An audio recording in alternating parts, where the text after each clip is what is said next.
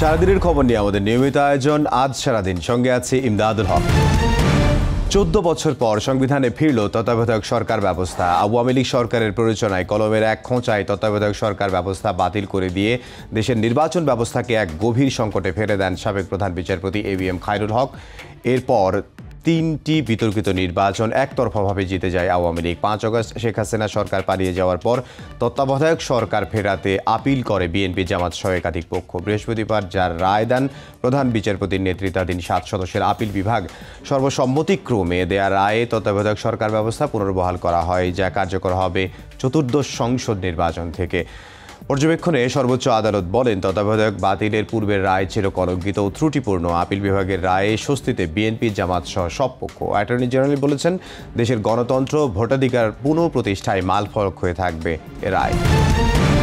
তত্ত্বাবধায়ক ব্যবস্থা পুনর্বহালে বিএনপির দীর্ঘদিনের আন্দোলন সফলতা পেল বলে মন্তব্য করেছেন দলটির স্থায়ী কমিটির সদস্য আমির খসরু মাহমুদ চৌধুরী। তিনি বলেন, এই রায় দেশের নতুন দিগন্ত উন্মোচন করবে। বর্তমান অন্তর্বর্তী সরকারেরও এই মডেলে নির্বাচন পর্যন্ত দায়িত্ব পালন করারও আহ্বান জানিয়েছেন তিনি। আপিল বিভাগের রায়ে তত্ত্বাবধায়ক সরকার ব্যবস্থা ফিরলেও আগামী নির্বাচন বর্তমান সরকারের অধীনেই চায় বিপ্লবী ওয়ার্কার্স পার্টি। দলটির সাধারণ সম্পাদক বলেন, সাংবিধানিকভাবে তত্ত্বাবধায়ক সরকার ব্যবস্থা ফিরতে আরও 5 বছর লাগবে। তবে নিরপেক্ষ নির্বাচন নিশ্চিতে অন্তর্বর্তী সরকারকে তত্ত্বাবধায়ক সরকারের বৈশিষ্ট্য মেনে কাজ করতে হবে। এ সময় তিনি অভিযোগ করেন, আন্তর্জাতিক দরপত্র ছাড়াই তড়িঘড়ি করে চট্টগ্রাম ও কেরানীগঞ্জে 2টি কন্টেইনার টার্মিনাল বিদেশি কোম্পানির কাছে দেওয়ার চুক্তি করেছে সরকার। জাতীয় স্বার্থবিরোধী এসব চুক্তি বর্তমান সরকারের এখতিয়ারের বাইরে বলেও মন্তব্য করেন সাইফুল হক। শেখ হাসিনার রায় ঘিরে ট্রাইব্যুনালের 3 বিচারক ও প্রসিকিউটরদের হত্যার হুমকির ঘটনায় 4 জন শনাক্ত করেছে প্রসিকিউশনের বিশেষ তদন্ত কর্মকর্তা। এর মধ্যে ভোলা থেকে একজনকে গ্রেফতার করা হয়েছে। হুমকির সঙ্গে জড়িত বেশ কয়েকটি ফেসবুক পেজও শনাক্ত করা হয়েছে বলে জানিয়েছেন তিনি। এদিকে আশুলিয়ার 6 মরদেহ পোড়ানোর মামলায় রাজসাক্ষীকে জেরা করাকে কেন্দ্র করে আসামিপক্ষ ও প্রসিকিউশনের মধ্যে বাকবিতণ্ডা হয়। নিত্যদিনের ঘটনা হয়ে দাঁড়াচ্ছে আগুন বোমাবাজি। যারা ককটেল বিস্ফোরণ ও বাসে আগুন দিয়ে নাশকতা করছে তাদের গুলি করার নির্দেশনা পুলিশ আইনে আছে বলে জানিয়েছেন ডিএমপি কমিশনার শেখ মোহাম্মদ সাজ্জাদ আলী। বলেন, নাশকতার চেষ্টা করে ঢাকাবাসীর জানমালের নিরাপত্তা দিতে আইনের কঠোর প্রয়োগ করবে পুলিশ। ঢাকা মহানগর গোয়েন্দা পুলিশের সাইবার সাপোর্ট সেন্টারের উদ্বোধন শেষে এসব কথা বলেন তিনি।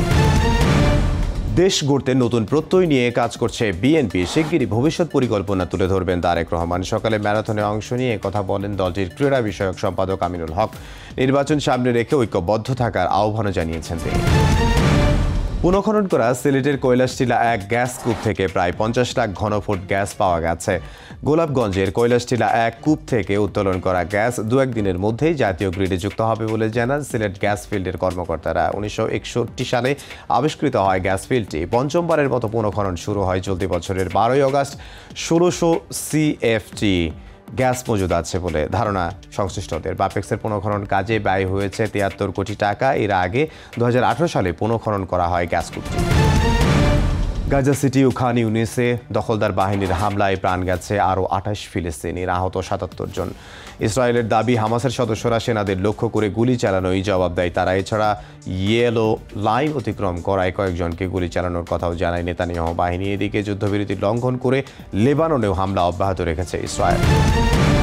টেস্ট খেলার সেঞ্চুরির ম্যাচে ব্যাট হাতেও সেঞ্চুরি করলেন মুশফিকুর রহিম। মাইল ফলকের ম্যাচে ক্যারিয়ারের 13তম শতক হাঁকালেন পকেট ডায়নামো। মুমিনুল হকের সঙ্গে দেশের যৌথ সর্বোচ্চ টেস্ট সেঞ্চুরির মালিক এখন মুশি। এ সেঞ্চুরিতে ইতিহাস করেছেন তিনি আরও একটি।